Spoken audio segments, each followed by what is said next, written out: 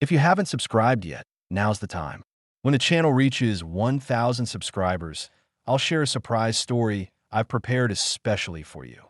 Fresh snow covered the forest floor in uneven patches, pulled apart by old artillery impacts, frozen mud ridges, and broken trees leaning at sharp angles. The daylight was thin, almost colorless, filtered through smoke drifting from earlier mortar strikes. Every sound, the creak of branches, the distant thump of artillery, felt louder in the cold air. This section of the Hurtgen Forest had been fought over for weeks, and the U.S. reconnaissance platoon pushing through it knew the terrain could kill just as easily as enemy fire. Staff Sergeant Owen Hale walked at the head of the line, boots sinking into the fresh snow. His face was weathered, not by age, but by exhaustion. He had lost 2 men during a clearing mission 3 days earlier. A pressure fuse hidden under a mess of roots had detonated before he could stop them. That memory stayed with him like a weight pressing on his ribs. Each step he took now carried the silent promise that he would not allow another preventable death. His eyes moved constantly, ground, trees, deadfall, every line and shadow. He trusted nothing. Just behind him moved Corporal Elias Turner, shoulders tense under his heavy coat. He had the quick movements of someone who always expected something to snap, click, or explode without warning. He was skilled, one of the best scouts in the platoon, but he feared making the wrong call more than he feared the enemy. His breath came out fast through chapped lips, fogging into the cold, and he occasionally wiped his gloves against his trousers to keep them steady. He checked the ground by instinct, scanning for wire patterns, disturbed snow, unnatural shapes. His mind replayed past close calls. Some he handled well, some he barely survived, and each replay made him more determined not to fail today. A few paces behind the 2 men walked Private First Class Lena Ward, a newly assigned field engineer. She held her toolkit tightly to her chest, as if keeping it from shaking would steady her nerves. She was younger than the 2 men, her uniform newer, her presence in the unit still untested. Her training had prepared her for explosives and mechanical traps, but not for the tension of moving with veterans who had already buried too many of their own. She said little, partly because she didn't want to break the silence, partly because she wasn't sure her voice would sound confident enough. But her eyes missed nothing: wire angles, broken branches, snow drifts shaped in patterns that suggested someone had been there before them. The 3 of them were tasked with scouting and clearing a narrow route ahead of the main infantry column, a column that would arrive soon and had no alternate path. Command believed enemy engineers had left improvised devices in the area to funnel U.S. troops into kill zones. The platoon's job was to prevent that, but the scout's job was more specific: find the hidden threats before the rest of the men walked blindly into them. The forest forced them into a slow pace. The ground was a patchwork of danger: branches half buried in snow, craters filled with ice, broken helmets scattered like forgotten warnings. There were no landmarks left intact. Everything looked tampered with or damaged, making it difficult to know where safety ended and risk began. Owen raised his hand, and the team halted. He listened. Wind. Far off artillery. Something metallic shifting under cold tension.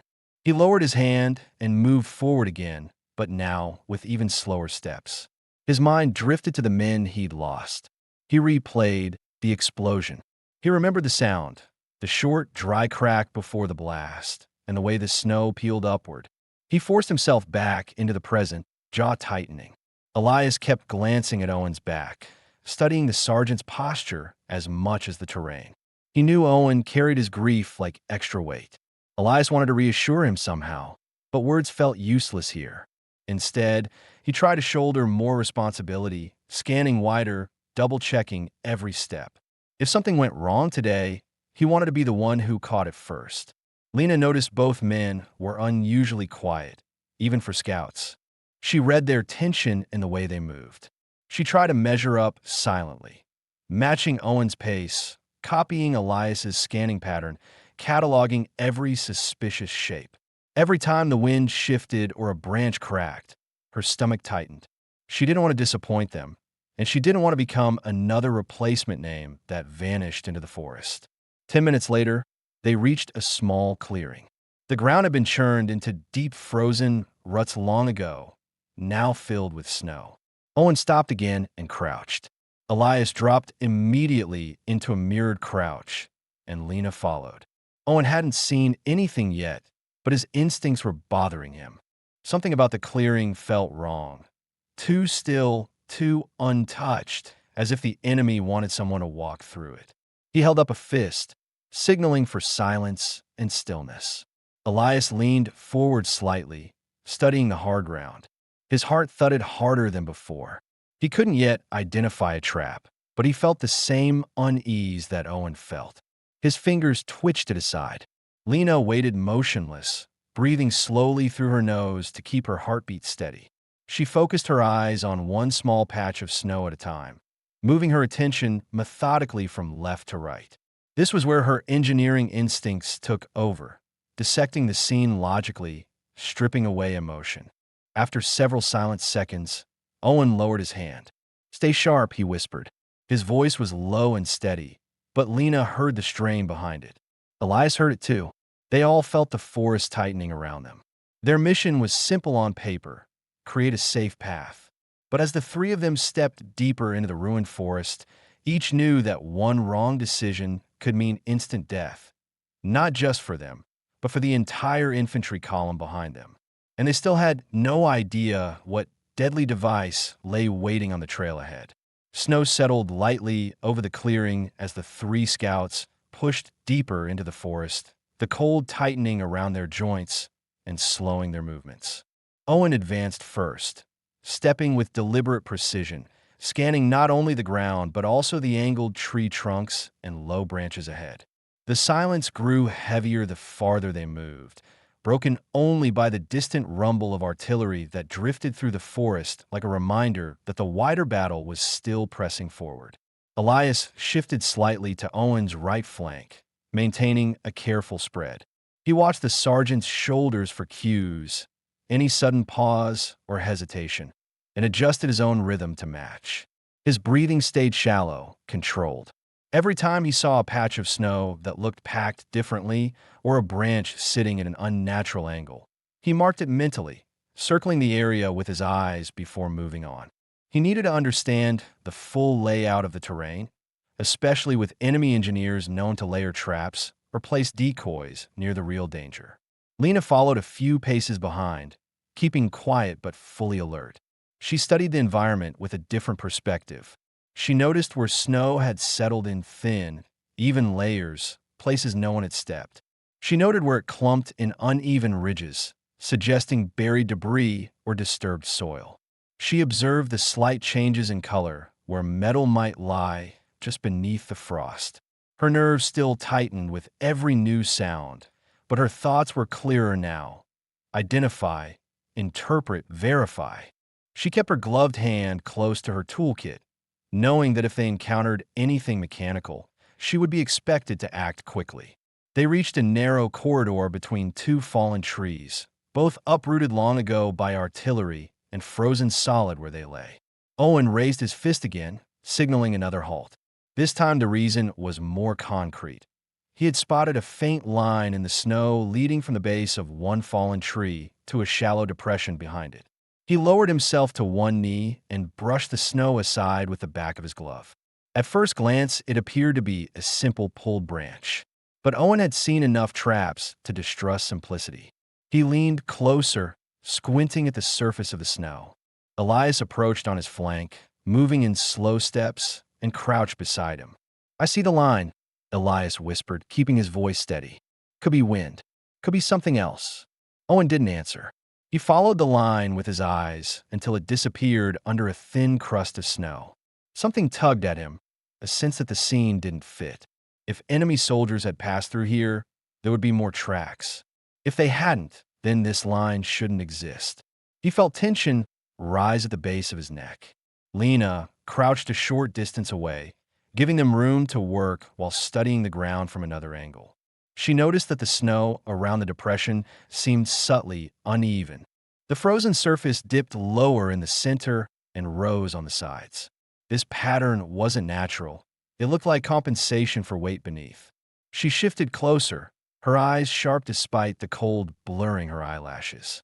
"It's not wind," Lena said quietly. "The snow over that depression is thinner. Something's under it."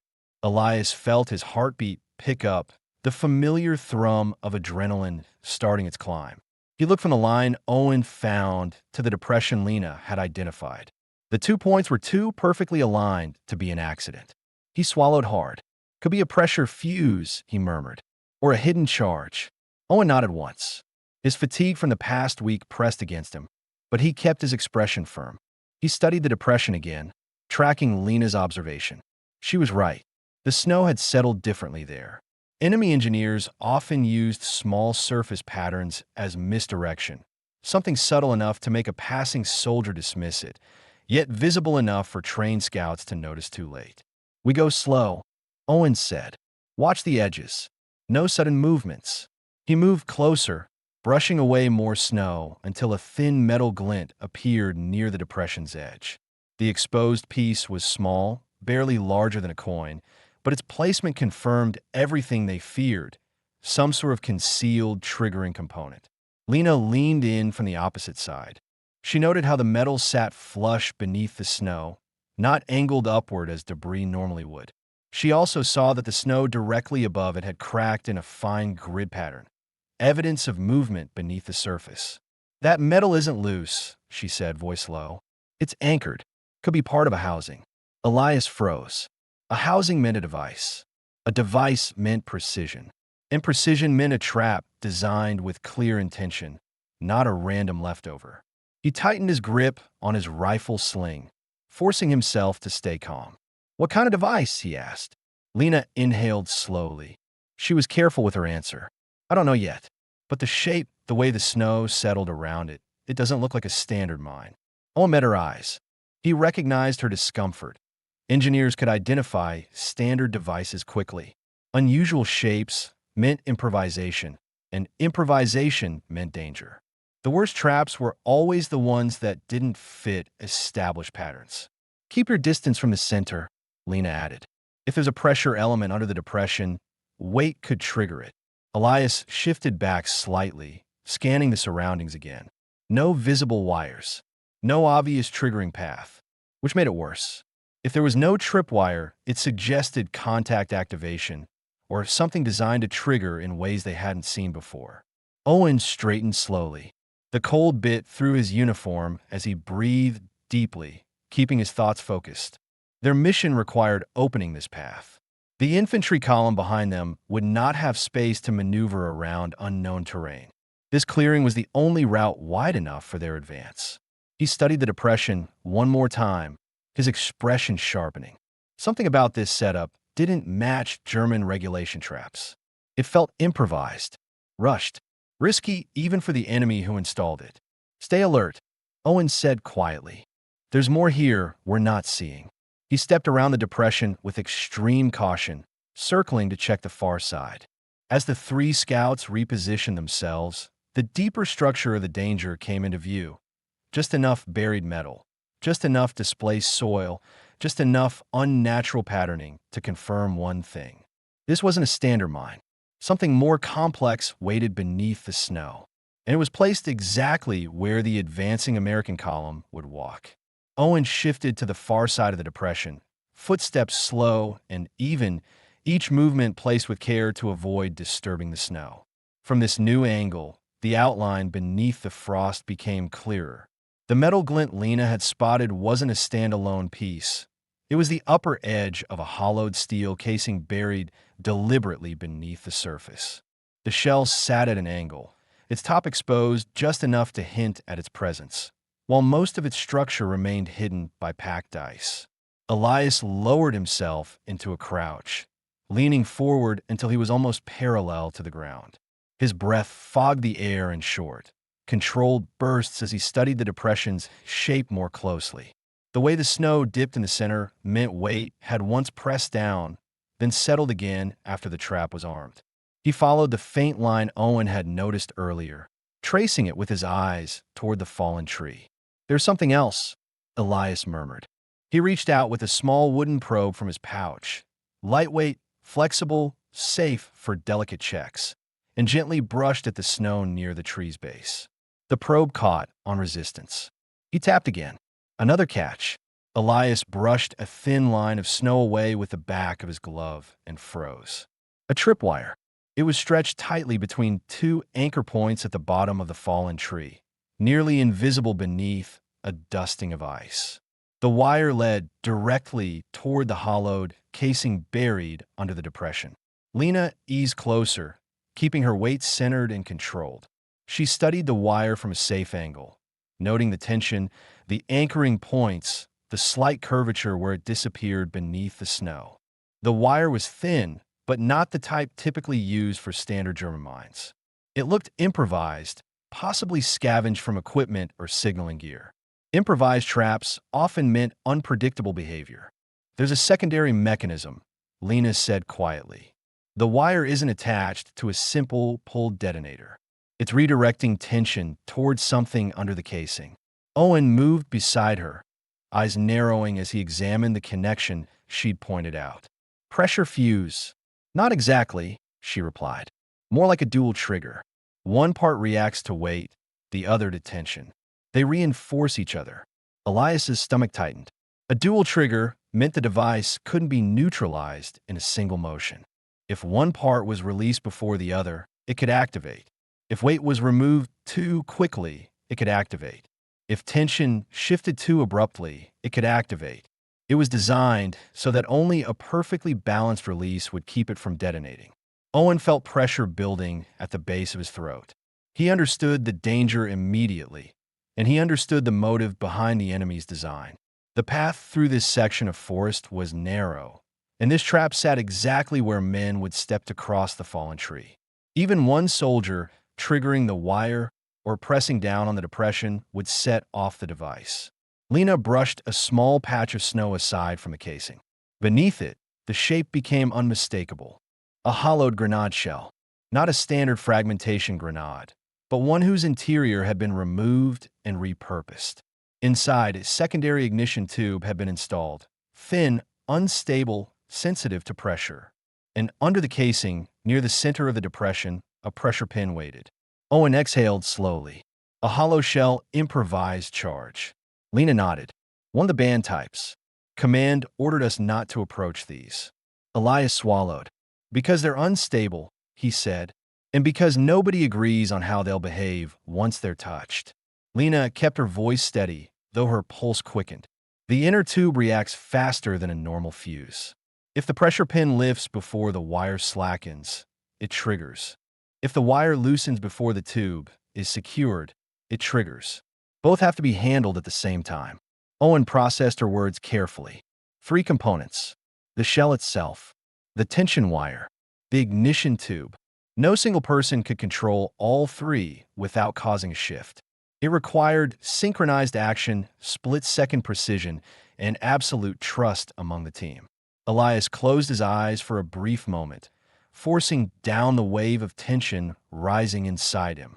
He imagined the infantry column behind them, dozens of men marching forward, relying on the scouts to clear the way. If they marked this area as unsafe and pulled back, the column would have to take an alternate route, exposing them to open ground and likely enemy fire. If they stayed and tried to destroy the device with small explosives, the shock could trigger secondary traps. If they ignored it, the first boots to pass over this spot would trigger a blast strong enough to kill several soldiers instantly. Owen studied the device once more, weighing every choice. His mind replayed the scene from days earlier when he lost 2 men, rushing, misjudging, not taking time to reassess. He refused to repeat that failure. The path needed to be cleared properly. Lena leaned closer, her eyes following the exact path of the ignition tube inside the casing. She mentally mapped the device's structure, calculating angles, trigger points, and pressure distributions. If done correctly, she said, it could be neutralized, but it must be done with balance. The 3 components need to be acted on at the same time. Elias blinked. 3 components. 3 of us. Her tone didn't suggest recklessness. It suggested possibility, calculation, skill. She wasn't proposing anything blindly. She was stating a mechanical truth. Owen looked at her, reading her expression. Her confidence wasn't born from bravado. It came from training and careful analysis. "You're certain?" he asked. "No," Lena admitted, "but I understand the structure. And I know one person can't do it alone." Elias felt his stomach twist again. Fear, yes, but also responsibility. If they didn't try, the column would face the consequences. If they tried and failed, there would be no second chance. Owen adjusted his gloves, the movement slow and controlled. He examined each part of the device one more time, verifying Lena's assessment. The mechanism was unstable. The risks were enormous. But the path behind them had no alternatives. He made his decision with a calm voice that carried finality. "We take it apart together." The cold forest around them seemed to tighten as the words settled. Elias steadied his breath. Lena aligned herself in position to work. Owen checked their surroundings one last time. The device waited beneath the snow, silent, deadly, precise. And now, they prepared to put their lives entirely in one another's hands. Cold wind pushed through the trees as the three scouts took their positions around the device. Snow clung to their gloves and sleeves, melting just enough to soak the fabric before freezing again. The tension in the air felt heavier than the cold. Sharp, direct, unavoidable. Each of them knew what needed to be done, and none of them spoke until every movement was set. Owen knelt at the head of the hollowed grenade shell, placing both hands carefully around its outer casing. He did not grip it tightly. He held it the way one steadies a fragile object, enough pressure to control it, but not enough to shift its internal balance. His breathing slowed as he closed out the distant artillery sounds and focused entirely on the thin metal beneath his palms. His mind replayed the structural details Lena had pointed out. He mapped each component internally, preparing to act without hesitation. Elias took the anchor position at the tripwire, crouched low with his body weight balanced over the snow. He ran a gloved finger along the wire's length, feeling the tension through the fabric. It vibrated faintly in the cold, a steady hum of danger. His chest tightened with every inhale, but he controlled it. If his hands shook, the wire could move. If the wire moved, the ignition tube might fire. He forced his breath into a steady rhythm and anchored his elbows against his knees, forming a stable brace. Lena positioned herself directly over the ignition tube. She leaned closer, hands poised just above the tube housing. She measured its weight, the angle of its placement, the amount of pressure needed to keep it stable without forcing it deeper into the mechanism. She replayed her calculations in her mind. How much resistance the tube offered, the exact moment when pressure and tension would equalize if they moved correctly. Her hands trembled at first, but she took a breath and steadied them. The lives of the two men depended on her precision, just as hers depended on their stability. Owen glanced at both of them once. No words, just confirmation. He counted down quietly, each number spoken low enough to avoid echo. 3, 2, 1. They moved. Owen pressed down lightly, stabilizing the shell so it wouldn't shift as the internal components loosened.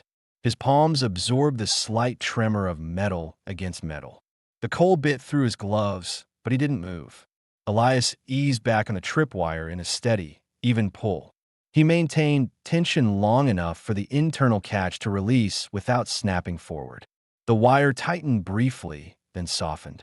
His hands remained still, even though his nerves spiked when he felt the faint shift of resistance. Lena lowered her palm onto the ignition tube and applied firm, controlled pressure. The tube dipped slightly under her touch, then rose again as she shifted it into the neutral position she had calculated. The slightest error would have activated the internal charge, but her movements held true, slow, exact, unbroken. For a moment, nothing happened. Then the casing made a dull metallic click. Owen's jaw locked, preparing for the worst, but the click was followed by a soft internal release. The device's tension mechanisms disengaged in the same instant. Elias slackened the wire, and Lena lifted the tube out of its position. The three actions aligned perfectly. Owen split the shell apart gently, exposing the hollow interior. No ignition, no pressure buildup, nothing moved. It was disarmed. Elias let out a long breath, his grip on the wire finally easing. His shoulders sagged under the release of pressure, but he caught himself before collapsing fully. Relief washed through him in pulses, slow, overwhelming, almost dizzying. Lena pulled the ignition tube free and held it up, examining it quickly to confirm the firing pin inside had not been triggered. She nodded once, more to herself than to the others. Her pulse raced, but she kept her breathing steady as she dismantled the remaining fragments of the mechanism, making sure nothing could re-engage accidentally. Owen sat back in the snow, the cold seeping through his uniform. For the first time in hours, his hands loosened.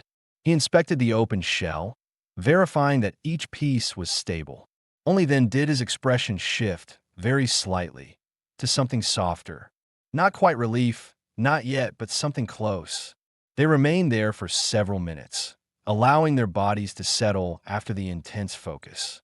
Snowflakes drifted down, landing on their sleeves and melting slowly. No one spoke. They didn't need to. Eventually, Owen stood, brushed the snow from his knees, and examined the path ahead. They still needed to finish clearing the area for the infantry column. He checked the surrounding trees, ensuring no secondary traps were hidden nearby. The enemy sometimes placed decoys with real devices beside them. Elias scanned the immediate ground, replaying the trap structure in his mind. He marked several likely points for additional checks: buried debris piles, clusters of roots, hollow gaps near old stumps. His confidence grew with each confirmed safe step, replacing the fear that had gripped him earlier. Lena packed the disarmed components carefully, placing each metal piece in a separate pouch to avoid friction. The weight of her toolkit felt familiar now, no longer something she carried to prove herself, but something she used because lives depended on it. Together, they moved along the narrow path, pushing forward with renewed vigilance. The device behind them was no longer a threat. The route was open again. The forest remained cold and hostile, but their steps were firmer, more certain. They had faced the most dangerous device they'd ever encountered, and dismantled it with nothing but their coordination, training, and trust.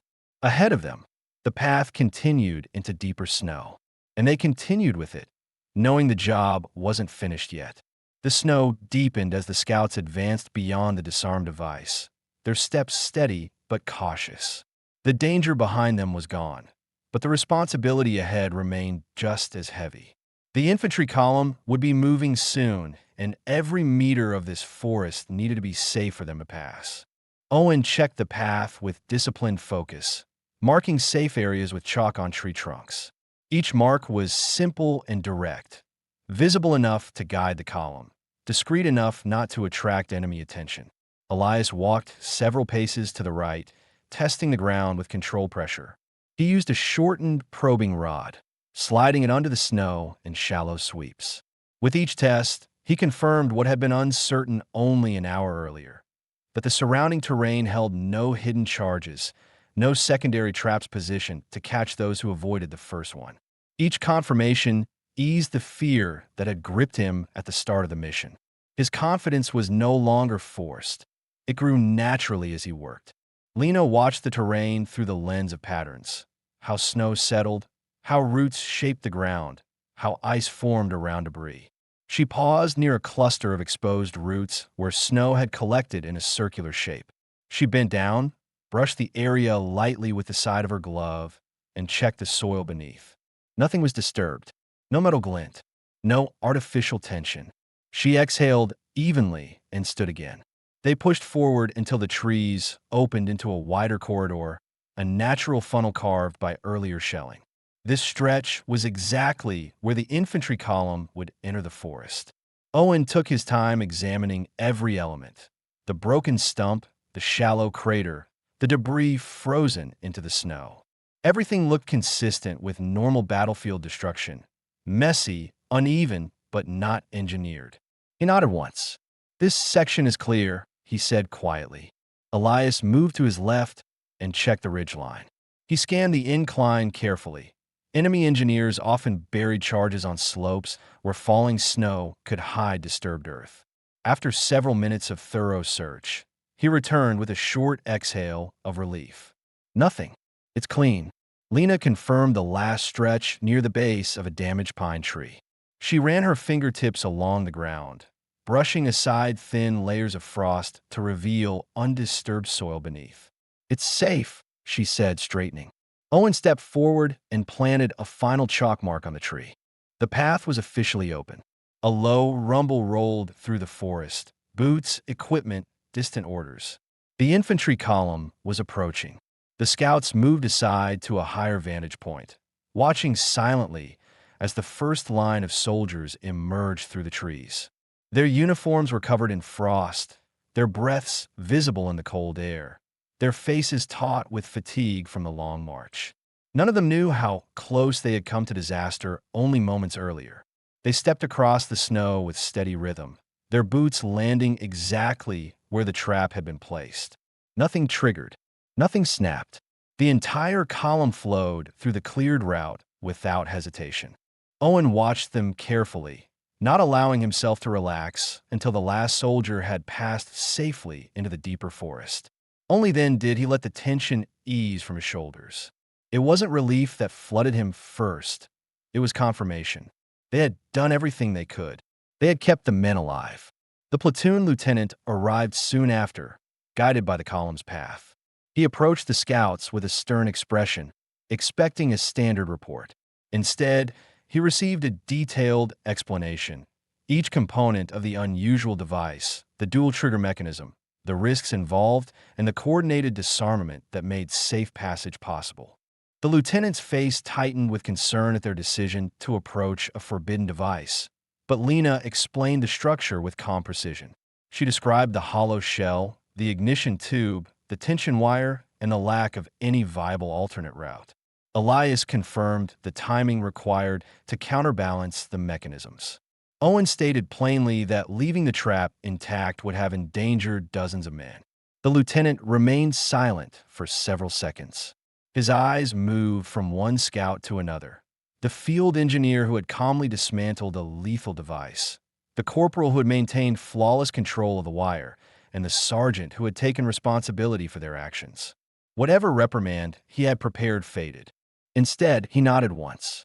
"I'll file a commendation," he said. "Your decision saved the column." The words settled heavily on the three of them, not as praise, but as acknowledgement, an official recognition that the risks they took were justified. Later that evening, as the column established a temporary encampment under the shelter of broken pines, Owen, Elias, and Lena gathered inside a small canvas tent illuminated by a single oil lantern. The warmth inside pushed back the cold just enough to relax their shoulders. Owen sat on an ammunition crate, quietly folding the map they had used earlier. For the first time in days, the lines on his forehead eased. The memory of the men he had lost still remained, but tonight it felt less like a weight and more like a reminder of why he led the way. Elias removed his gloves and flexed his fingers slowly. He could still feel the ghost of the wire's vibration, but it didn't shake him anymore. He had faced his fear directly, and for once, it hadn't held him back. Lena cleaned the metal tools in her kit, arranging each piece with practiced care. She felt no need to prove herself anymore. The respect in Owen's and Elias's eyes earlier had told her what she needed to know. She belonged in this unit, not as a newcomer, but as an essential part of the team. Outside, the wind moved through the trees again, but now the sound felt farther away. The forest was still dangerous, but the night carried a different weight, one shaped not by fear, but by the steadiness that followed a mission completed with precision and trust. The three scouts shared a quiet moment, a simple stillness that felt earned. No words were necessary. They had survived the worst together, and their bond had deepened in ways none of them would have expected at the start of the day. When the lantern flickered, Owen adjusted it, casting a warm glow across the tent. Elias leaned back, letting the tension drift away. Lena secured her toolkit and set it beside her bedroll. They rested knowing the column was safe, the path clear, and the forest behind them less threatening than before. Their mission had ended not with celebration, but with something steadier and more lasting: quiet victory.